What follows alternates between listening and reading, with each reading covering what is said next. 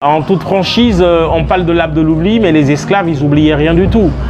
Vous savez, le roi qui vend son propre frère, il se sent coupable. Alors cette culpabilité-là, ça l'oblige à lui faire le tour de l'arbre de l'oubli pour lui faire oublier l'acte qu'il a posé. Donc en vérité, ils oubliaient rien du tout, parce que d'abord quand ils oublient, aujourd'hui quand on parle un peu du vaudou, du Brésil, Amérique, Haïti, Cuba, Guadeloupe, un peu partout, c'est les esclaves qui ont emmené le vaudou d'ici et qui l'ont amené de l'autre côté, ce qui veut simplement dire qu'ils n'ont pratiquement rien oublié. Moi, c'est M. Modeste Zissou. Je suis guide ici en fait à l'Office du tourisme de Ouidah. L'Office du tourisme de Ouidah a été créé en 2009 et d'abord c'est un office municipal. Et nous sommes chargés de l'orientation des touristes et beaucoup plus leur donner des informations sur les différents circuits que nous organisons sur Ouidah. Un touriste qui vient à Ouidah, en 25 minutes, il peut faire par exemple la fresque murale de l'Office du tourisme qui fait un peu l'histoire de la ville de Ouidah du XIIIe siècle jusqu'à nos jours. On lui propose forcément la visite thématique vaudou qui lui permet de faire la visite du temple des Pitons, de visiter les temples, les couvents, même de discuter avec un chef traditionnel vaudou et même d'assister à une cérémonie vaudou. Nous avons le circuit architectural, parce que vous savez bien, Ouidah, juste après l'abolition de l'esclavage, il y a beaucoup d'esclaves qui sont rentrés du Brésil et qui sont venus s'installer à Ouidah. Ils sont venus forcément avec tout ce qu'ils ont retrouvé là-bas au Brésil, d'où nous parlons de l'architecture afro-brésilienne. Après, en fait, l'abolition de l'esclavage également, on a eu la colonisation. Donc on a des bâtiments de type coloniaux qu'on peut vous montrer, comme le bureau du commandant du siècle, la résidence du commandant du siècle, un peu l'administration coloniale. On vous plonge un peu dans l'histoire de la colonisation sur la ville de Ouidah. On vous fera également la visite de la roue de l'esclave, d'ailleurs, qui, vous savez, tout le Bénin, c'est pratiquement une route quand on parle de l'esclavage. La visite se fera depuis la capitale de Ouidah, Sabi, et on vous montrera le marché des esclaves, l'arbre de l'oubli, l'arbre de retour, la case où on mettait les esclaves en attendant l'arrivée des bateaux, le cimetière, et vous finirez la visite à la porte du non-retour. Il y a également le circuit écologique, c'est-à-dire que le touriste qui vient, il a envie d'aller prendre une pirogue par exemple et de faire un tour en pirogue. On peut le faire, donc on a beaucoup de circuits, beaucoup de thématiques qu'on peut vous présenter. Si vous venez à Ouidah, en 2 heures, vous ferez tout ce que vous pouvez faire pour être très content. Vous avez par exemple le fort portugais, qui a été le tout premier fort construit sur Ouidah. Parce que les premiers Portugais déjà sont venus à Ouidah dans les années 1580. Ce fort existe encore, mais ces Portugais sont restés jusqu'en 1960. Avant leur départ, ils ont mis feu au fort. Le fort existe et transformé en musée d'histoire de Ouidah. Vous savez, les Portugais, ils sont très catholiques.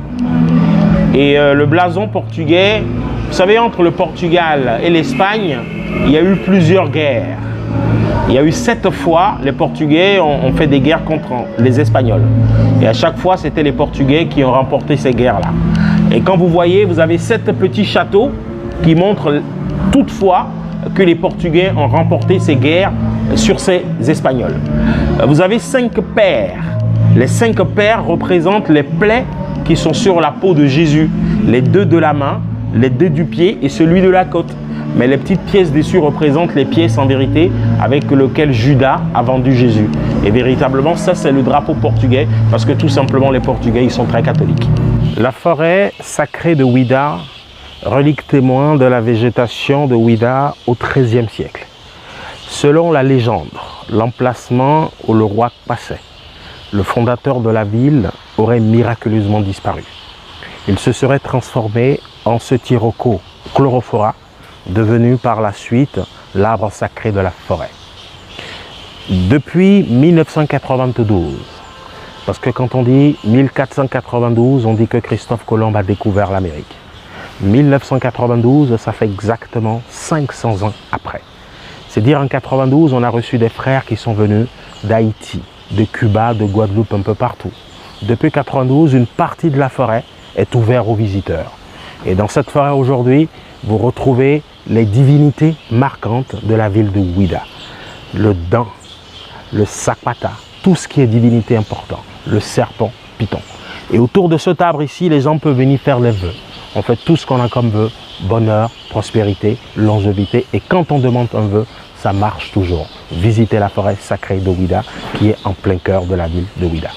Le python est d'abord vénéré sur Ouida parce que cet ancêtre mythique protégeait la culture.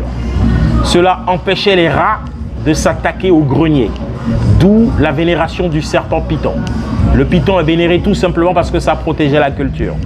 Et plusieurs fois, ce python a empêché les rois d'Abomey de conquérir à plusieurs tentatives. Quand ils ont fait des tentatives pour attaquer ce petit royaume Ouida, le python était là en vérité pour les empêcher. Donc le python, pour nous, c'est sacré. Et le python est vénéré par les scarifiés. On les appelle ici les 2 x 5, 10. Vous comptez un peu la scarification, il y a 2 là, 2 de chaque côté et au-dessus les joues. Et quand on compte le tout, ça fait 10. Et c'est les autochtones de la ville de Ouida. Les premiers habitants de la ville de Ouida, comme j'ai dit, c'était les Oueda. Vous avez la famille Agbo, Zosumbo et la famille Adjovi. Ça, c'est les grands dignitaires en vérité qui vénèrent le python.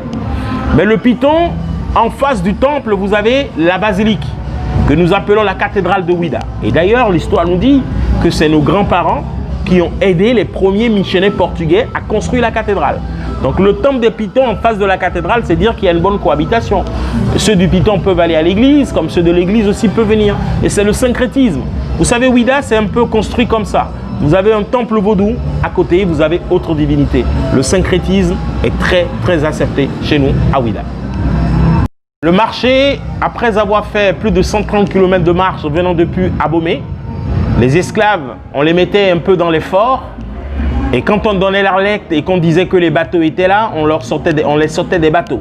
On les amenait au niveau de la place aux enchères. Et c'était sous ce arbre, en cette place, que se tenaient les enchères publiques. C'était là où les esclaves destinés à être déportés dans le Nouveau Monde étaient troqués contre de la marchandise, ce que nous appelons des pacotilles. Vous savez, Ouida, c'était le lieu de rassemblement. Parce que tous les esclaves qui venaient du Ghana, du Nigeria, passaient sur Ouida, et c'était sous ce arbre qu'on les vendait, direction porte du non-retour. Arrivé au niveau de cet arbre, les esclaves qui sont femmes, elles devront faire 7 fois le tour de l'arbre, et les hommes 9 fois le tour. On dit la femme 7 fois parce que la tradition dit que la femme a 7 côtes, et l'homme 9 fois le tour chez l'homme parce que la tradition également dit que l'homme a 9 côtes, ce qui n'est pas prouvé scientifiquement. Mais le tour étant accompli, c'est que les esclaves, ils devenaient complètement amnésiques. Ils oubliaient leur passé, leur origine et même leur identité culturelle. Et c'est même pour devenir des êtres sans aucune volonté de réagir ou même de se rebeller. Mais l'arbre même n'existe plus, mais c'est représenté par la sirène qui représente véritablement l'esprit de tous les esclaves qui sont morts dans le bateau, mais qui sont jetés à la mer. Vous savez, tous les esclaves d'Afrique qui ont pris part Ouida, ils sont rentrés dans ce village ici.